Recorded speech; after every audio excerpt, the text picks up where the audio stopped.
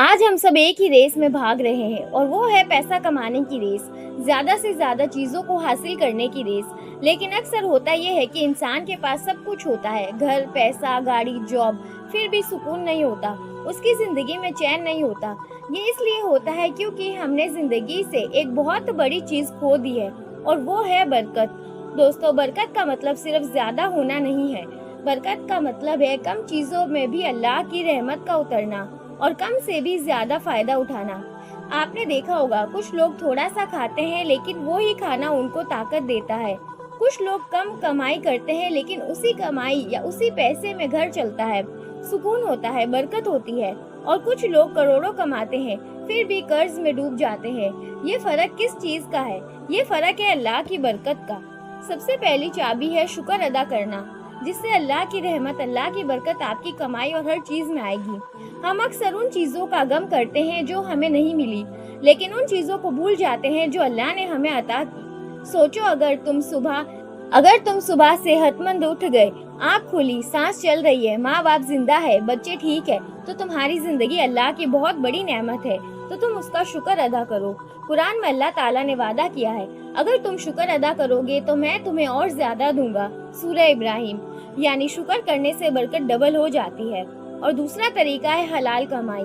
चाहे जितना मर्जी पैसा हो, अगर वो हराम तरीके से आया है तो उसमें सुकून कभी नहीं होगा। हराम पैसा पहली नजर में मिठाई लगता है, लेकिन असल में वो जहर होता है जो बरकत खा जाता है और धीरे धीरे अपनी जिंदगी को तबाह कर देता है, साथ ही आखिरत को भी। नबी करीम सल्लल्लाहु अलैहि वसल्लम ने फरमाया, अगर इंसान हराम से पाल पोस कर बड़ा होता है तो जन्नत उसके लिए हराम हो जाती है। यानी चाहे पैसा कम हो लेकिन हलाल हो, उसमें बरकत होती है। साथ ही फ्रेंड्स, सुबह का वक्त बरकत का होता है। जो बंदा फजर की नमाज पढ़ कर दिन की शुरुआत करता है, अल्लाह उसके काम में आसानी और बरकत डाल देता है। नबी पाक ने अल्लाह से दुआ की थी, या अल्लाह मेरी उम्मत के सुबह के वक्त में बरकत अता फरमा। और आप देखो, जो लोग सुबह उठकर कुरान पाक पढ़ते हैं, नमाज पढ़ते हैं, एक्सरसाइज करते हैं, दुआ करते हैं, उनका दिन प्रोडक्टिव और पीसफुल होता है। साथ ही उनके कामों में बरकत और सेहत अच्छी रहती है। और जो आदमी सुबह लेट उठता है, वो पूरा दिन सुस्त रहता है, किसी काम में मन नहीं लगता और वो बिल्कुल यूजलेस सा लगता है। साथ ही एक और राज है सदका और ज़कात। हम समझते हैं कि देने से पैसा कम होगा, लेकिन असल में देने से पैसा बढ़ता है। कुरान पाक में अल्लाह ताला फरमाते हैं, अल्लाह ताला सदके को 700 गुना बढ़ाकर वापस देता है।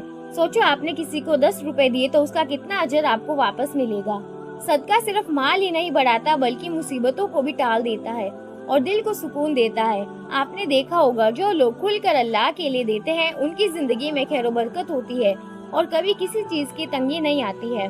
और सबसे बड़ी बरकत का राज है कुरान और दुआ। जो बंदा कुरान को अपनी जिंदगी का हिस्सा बना लेता है, उसकी जिंदगी में हर तरफ से बरकत होती है। और जो हर दिन अल्लाह से दुआ करता है, अल्लाह उसके लिए उन रास्तों को खोलता है जहाँ इंसान सोच भी नहीं सकता। सोचो, तुम्हारी या मेरी जिंदगी में पैसे हो लेकिन सुकून ना हो तो उसका क्या फायदा। लेकिन अगर हमारी जिंदगी में अल्लाह की बरकत हो, रहमत हो, तो कम पैसा भी ज्यादा लगने लगता है और छोटी सी चीज भी हमारी जन्नत का जरिया बन जाती है। तो दोस्तों, असली राज ये है, शुक्र करो, हलाल रिस्क कमाओ, सुबह उठकर इबादत करो, सदका दो, खैरात करो, रिश्तों को संभालो और कुरान को अपना दोस्त बना लो और नमाजों का दामन थाम लो। जब ये सब हमारी जिंदगी का हिस्सा बन जाएगा तो हम देखेंगे कि अल्लाह हमारी जिंदगी में हर तरफ से बरकत बरसा देंगे। इसी के साथ ही हमारी आखिरत भी सुधर जाएगी। तो हमारी जिंदगी में अल्लाह की बरकत कैसे लाए, तो यही सब तरीके थे जिन्हें आप फॉलो कर सकते हैं। साथ ही हमारे इस चैनल को सब्सक्राइब जरूर करिए।